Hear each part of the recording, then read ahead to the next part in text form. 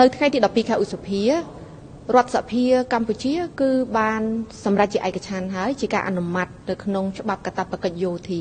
ហើយសេចក្តីព្រាងច្បាប់កាតព្វកិច្ចយោធានេះចាគឺបានផ្ដល់ឱកាសសម្រាប់យុវជនរបស់យើងចាគឺយុវជនដែលគាត់ចូលរួមជាកាតព្វកិច្ចហើយនឹងមានយុវជនជាស្ត្រីគឺគាត់ស្ម័គ្រចិត្តសម្ដេចពីជ័យសម្ដេចក៏ជាអតីតរដ្ឋមន្ត្រីការពារជាតិសម្ដេចយល់ឃើញបែបណាដែរហើយមានការគ្រប់គ្រងបែបណាចំពោះច្បាប់កាតព្វកិច្ចយោធានេះបាទខ្ញុំ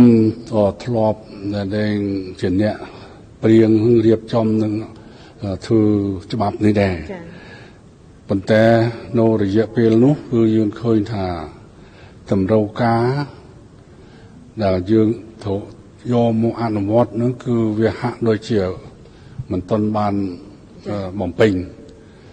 ហេតុផលជាច្រើនណាស់ក្នុងចំណោមនោះគឺយើងឃើញថាដោយសារការចំណាយដែលយើងគឺប្រមូលផ្ដុំគឺមកឲ្យខាងកងតបយើងនិយាយថាថាវិការការពារជាតិនឹងគឺមានតិចតួចណាស់មានតែសម្រាប់ដែលបំរើឲ្យតាគោលនយោបាយសំ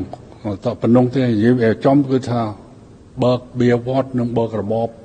អស់រលីងហើយដោយនេះយើងមិនអាចនឹងអនុវត្តបានក៏យើងរៀបចំទៅតាមដែលលទ្ធភាពដែលអាចធ្វើទៅបានទៅសុំសម្ដេចតេជោពេលនោះនេះគឺជានាយករដ្ឋមន្ត្រីព្រោះចង់បន្ថែមចំនួនទ័ពបន្តិចបន្តួចសុទ្ធតែត្រូវសុំថែមទាំងអស់ដោយនេះគឺកម្រិតមែនតើមិនឲ្យមានចំនួនទ័ពទេបានជាឥឡូវនេះដោយសារសភាពការវាវិវត្តមកយើងទាំងអស់គ្នាបានដឹងហើយគឺមិនជាអំណោយផលប្រមាណទេបើសិនជាយើងនៅតែដែលតបិតបៀតនិយាយចំគឺថាចំនួនមនុស្ស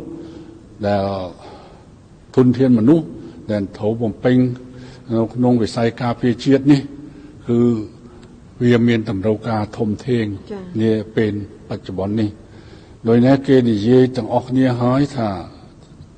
ចង់រក្សាបានសន្តិភាពយើងត្រូវតែរឹងមាំពាក្យនេះមួយគឺវាមានអត្ថន័យធំធេងណាស់ដូច្នេះពេលនេះហើយបានទៅរដ្ឋាភិបាល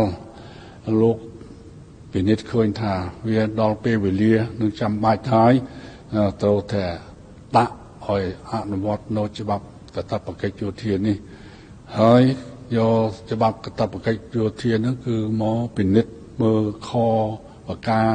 ឬក៏ចម្ពោះអីមួយចំនួនក៏កែសម្រួលក្នុងនោះគឺកែសម្រួលសំខាន់ជាងគេគឺអាយុកាល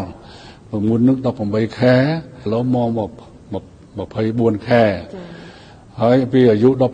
ល់35មុននេះឥឡូវយើងមកដល់នៅតាម25ទេហើយមានចំណុចមួយចំនួនទៀតពាក្យបន្តិចមួយចំនួនទៀតគឺទុកទៅលំលិចនៅក្នុងអនុក្រឹត្យនេះគឺវាត្រឹមត្រូវណាស់ដល់ពេលដាក់អនុក្រឹត្យគឺវាមានសភាពហៅថាឆាប់រហ័សហើយតនពេលវាបើដាក់ក្នុងច្បាប់ទាំងអស់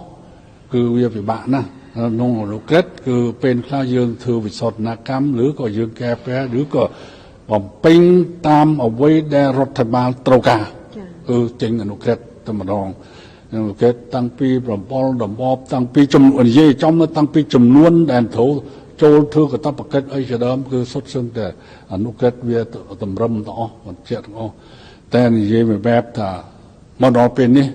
គឺជាការចាំបាច់ហើយត្រូវតែមានច្បាប់កាតព្វកិច្ចយោធាច្បាប់យោធានេះគឺដើម្បីឲ្យពលរដ្ឋរបស់យើងឬយើងនិយាយមួយបែបទៀតថាយុវជនរបស់យើងដែលមានអាយុ18ដល់25ឆ្នាំនេះគឺចាំបាច់ត្រូវទៅឲ្យគាត់ចូលទៅបានក្នុងរស់នៅអប់រំរៀនសូត្រឲ្យស្ទាត់ជំនាញនៅផ្នែកនីមួយគឺឲ្យបាននេះគឺក្នុងរយៈពេលដែលធ្វើកាតព្វកិច្ច24ខែនេះគឺភាគច្រើនដាច់ខាតគឺស្ថិតនៅក្នុងការវឹកវើប្រមូលផ្ដុំរួមម្ដងដោយនេះមនុស្សយើងគឺយកទៅវឹកវើទៅគឺវាបំពាក់បំពន់ទៅគឺវាធ្វើឲ្យមានការឆន្ទៈក៏ដូចជាស្មារតីគឺវាបាន ពេញលេងគ្រប់គ្រាន់ហើយយល់អំពីកាតព្វកិច្ចការប្រើជាតិមាតុភូមិរបស់ខ្លួនរៀងខ្លួនហើយនិយាយពីក្តាប់ទឹកកាតព្វកិច្ចនេះមួយមិនមែនថាទៅធ្វើចូលទៅធ្វើយោធាអាជីពចេញទៅប្រយុទ្ធភ្លាមទេអត់ទេទៅវឹកវើសិន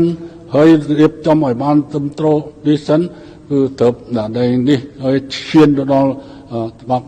ចូលច្បាប់អាជីពមានអ្នកខ្លះនៅច្រឡំជាមួយនឹងដែងក្របខ័ណ្ឌថានឹងតួកាតព្វកិច្ចចូលក្របខ័ណ្ឌទៀតមិនមែនទេអត់តន់ចូលក្របខ័ណ្ឌទេ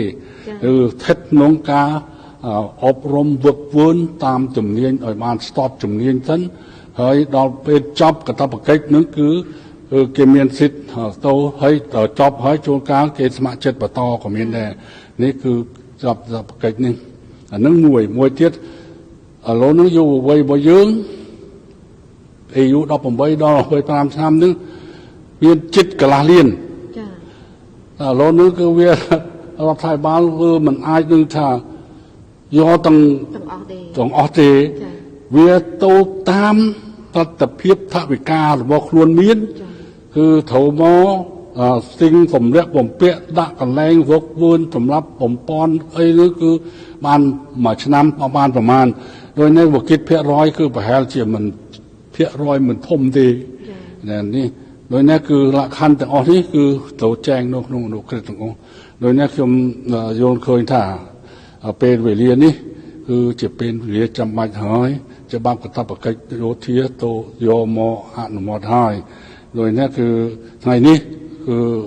សភាបានអនុម័តហើយមិនយូរប្រហែលទេគឺនឹងចូលជាធរមានបាទ